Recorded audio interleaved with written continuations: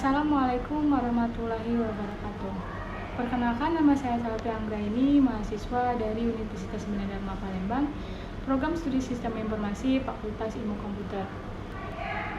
Oke, baiklah, kali ini saya akan mempresentasikan mengenai perancangan interface arsitektur menggunakan Zepman Framework pada PT Dinamik Putra Perkasa di Palembang.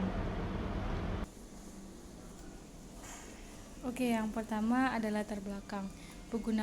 Penggunaan informasi teknologi di dalam sebuah perusahaan mampu menciptakan keunggulan dalam persaingan yang kompetitif dan juga menjadi sasaran utama dari upaya penerapan SI atau TI di suatu perusahaan. Pembangunan perancangan yang akan dilaksanakan dengan menggunakan strategi SI atau TI dapat mencapai target yang memuaskan. Bagi setiap perusahaan yang bergerak dalam bidang bisnis, tentu mengharapkan keuntungan yang menjadi sebuah titik balik yang ingin dicapai. Penggunaan informasi teknologi dalam bisnis memudahkan setiap pelaku bisnis dan menciptakan efisiensi serta efektivitas bagi perusahaan sehingga dengan penggunaan informasi teknologi, perusahaan mampu menciptakan keunggulan kompetitif dan mampu bersaing dalam pasar global. Pentingnya integrasi data di satu perusahaan berskala besar disebut dengan enterprise. Sudah banyak dibahas di berbagai referensi. Ketersediaan data yang terformat baik dalam suatu sumber data yang terkelola dengan baik juga merupakan tujuan dari pengembangan organisasi. Untuk mewujudkan hal tersebut diperlukan pemilihan strategi dan perancangan yang akurat.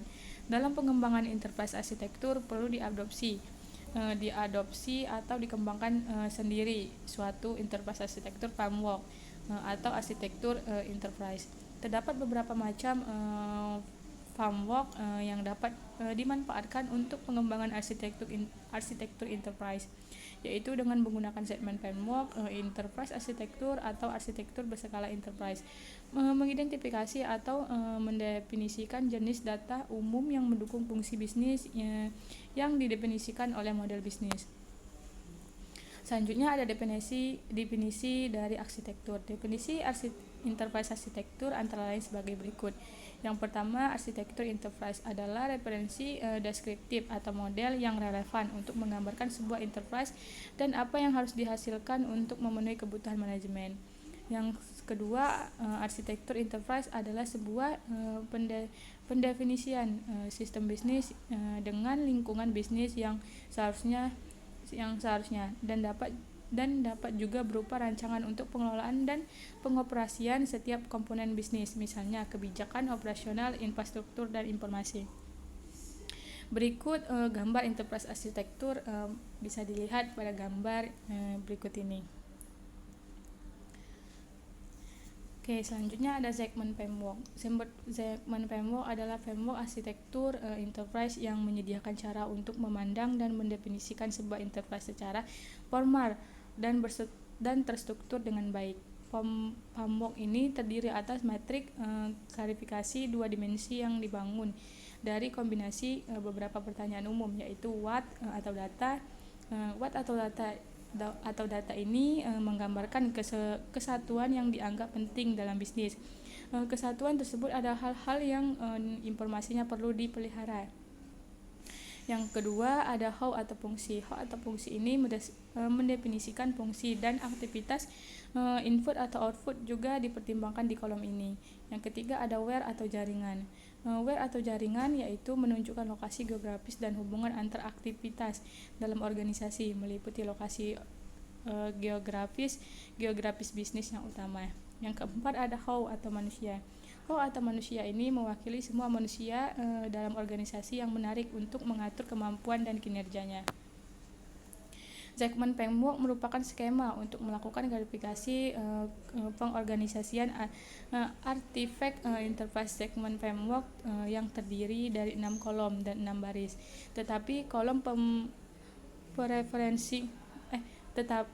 tiap kolom mempresentasikan fokus, abstraksi, dan topik arsitektur enterprise, yaitu data, fungsi, jaringan, manusia, waktu, dan juga motivasi. Tiap baris mempresentasikan perspektif sebagai berikut. Yang pertama, perspektif perancangan. Perspektif perancangan yaitu penerapan konteks, latar belakang dan juga tujuan. Yang kedua, perspektif pemilik, yaitu penerapan model, konseptual dan enterprise. Yang ketiga, ada perspektif perancang, yaitu menetapkan model sistem informasi sekaligus menjabatani hal yang diinginkan pemilik dan hal yang dapat direalisasikan secara teknis dan juga fisik. Yang keempat, ada perspektif pembangun, yaitu menetapkan rancangan teknis dan fisik yang digunakan dengan mengawasi implementasi teknis dan juga fisik. Yang kelima, ada perspektif subkantor, yaitu penetapan peran dan rujukan bagi pihak yang tanggung jawab untuk melakukan pembangunan sistem informasi. Yang keenam, ada perspektif fungsional, mempresentasikan perspektif pengguna dan wujud nyata hasil implementasi. Yang kedua, ada aktivitas mendukung atau support aktivitas sebagai berikut, yaitu antara lain, yang pertama ada infrastruktur perusahaan atau first infrastruktur. Aktivitas yang terkait dengan biaya serta aset yang berhubungan dengan manajemen umum, accounting dan keuangan, keamanan dan keselamatan sistem informasi dan fungsi lainnya. Pengembangan tingkat keahlian karyawan. Yang kedua, pengembangan teknologi atau teknologi development. Aktivitas yang terkait dengan biaya yang terhubung dengan produk, perbaikan proses perancangan peralatan, pengembangan perangkat lunak komputer, sistem telekomunikasi, kapasitas bisnis data baru, dan pengembangan dukungan sistem berbasis komputer. Yang ketiga, ada pengadaan procurement, yaitu aktivitas yang terkait dengan bagaimana sumber daya yang diperoleh seperti fungsi pembelian input yang digunakan dalam flow plan organisasi. Selanjutnya ada sebagai tahap awal dari metode enterprise arsitektur,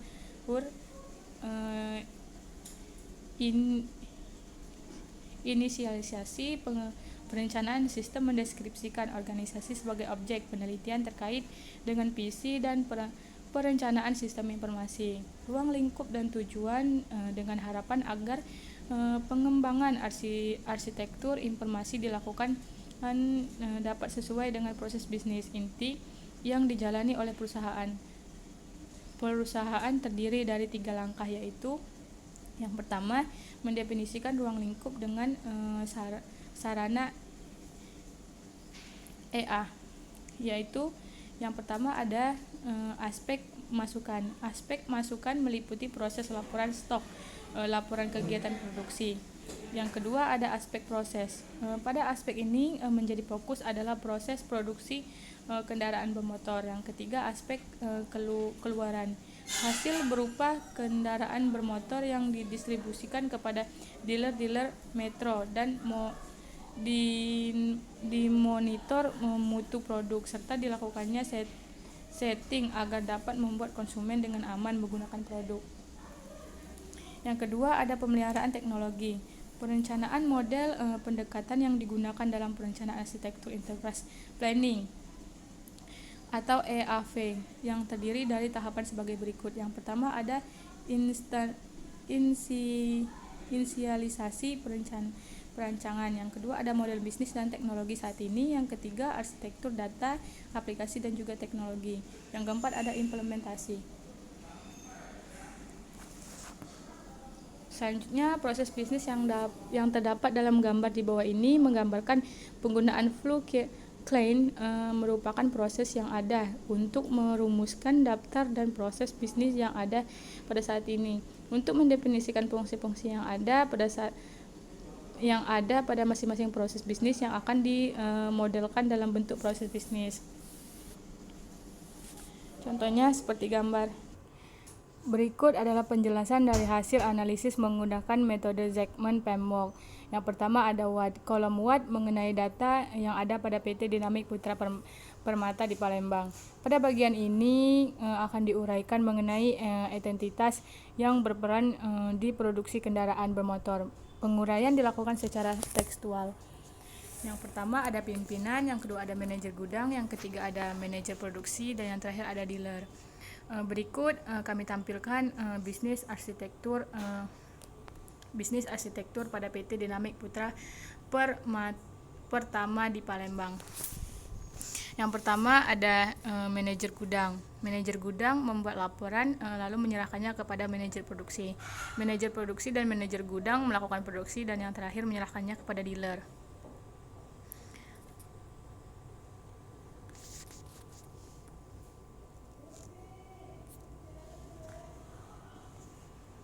Selanjutnya how. Kolom how membahas proses-proses yang terjadi pada sistem produksi kendaraan bermotor. Proses-proses utama yang terjadi pada produksi kendaraan bermotor sistem produksi kendaraan bermotor. Berikut adalah prosedur yang dilakukan dari sistem. Langkah pertama yang dilakukan adalah pelaporan dari setiap dealer bahwa membutuhkan stok kendaraan bermotor. Dokumen yang diperlukan yaitu antara lain pelaporan dari dealer motor kepada manajer gudang berisi stok kendaraan motor yang masih tersedia. Yang kedua, manajer gudang membuat laporan untuk proses produksi kepada manajer produksi yang ada di tempat produksi. Dan yang terakhir, manajer produk mempersiapkan SFA report untuk proses produksi kendaraan bermotor. Selanjutnya ada use case diagram produksi. Nah, use case diagram produksi ini ada 3, yaitu manajer gudang, manajer produksi, dan kepala pimpinan. Manajer gudang membuat laporan produksi, lalu kepala produksi menerima laporan produksi. Nah, saat menerima laporan produksi akan dikenakan biaya produksi atau melakukan produksi. Selanjutnya, kepala produksi memproses produksi dan proses produksi selesai. Selanjutnya, ketika proses produksi selesai akan diserahkan kepada manajer gudang, dan manajer gudang memeriksa dan melaporkan laporan produksi kepada pimpinan. Selanjutnya ada diagram activity atau activity diagram. Nah, activity diagram ini terdapat manajer gudang, pimpinan, dan manajer produksi. Dimulai dari manajer gudang membuat laporan untuk produksi, lalu manajer produksi menerima laporan produksi. Manajer produksi membuat surat operasi, lalu manajer gudang menerima surat operasi. Manajer gudang menandatangani surat operasi, pimpinan menandatangani surat operasi, lalu manajer produksi produksi kendaraan. Manajer produksi memproduksi kendaraan, produksi selesai, laporan produk telah selesai. Selanjutnya manajer gudang menerima laporan, lalu membuat surat jalan untuk distribusi ke dealer, dan pimpinan menandatangani surat jalan. Dan yang terakhir manajer gudang mengirim stok yang tersedia ke dealer. Selanjutnya ada where. Pada kolom where akan dibahas lokasi yang digunakan untuk pengembangan. Lokasi bisnis utama yaitu lokasi di mana perkaitan kendaraan roda 2 dilakukan, yaitu antara lain Scoopy, Enterprise model, dan yang terakhir sistem model. Yang selanjutnya ada how. Pada kolom how akan membahas sumber daya manusia yang berperan penting dalam proses produksi kendaraan roda 2. Berikut ini merupakan daftar unit organisasi yang berperan dalam sistem produksi kendaraan bermotor. Yang pertama ada pimpinan, yang kedua ada manajer gudang, dan yang terakhir ada manajer produksi. Selanjutnya ada when. Bagian ini akan membahas tentang daftar kegiatan-kegiatan utama yang terjadi di produksi kendaraan secara global, yaitu yang pertama laporan stok dari dealer, yang kedua membuat laporan untuk melakukan produksi kendaraan ke pihak manajer gudang, yang ketiga menerima laporan produksi oleh manajer produksi, yang keempat proses produksi dilakukan oleh pihak manajer produksi, yang kelima produksi kendaraan telah selesai, yang keenam produksi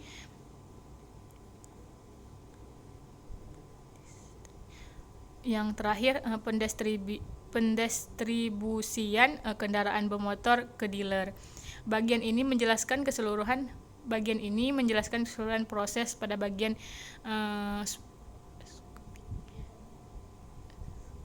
SCOFI, yaitu yang pertama laporan stok dari dealer, yang kedua pembuatan laporan untuk melakukan produksi kendaraan oleh pihak manajer gudang, yang ketiga menerima laporan produksi oleh manajer produksi, yang keempat proses produksi dilakukan oleh pihak manajer produksi, yang kelima produksi kendaraan telah selesai, pendistribusian kendaraan bermotor ke dealer.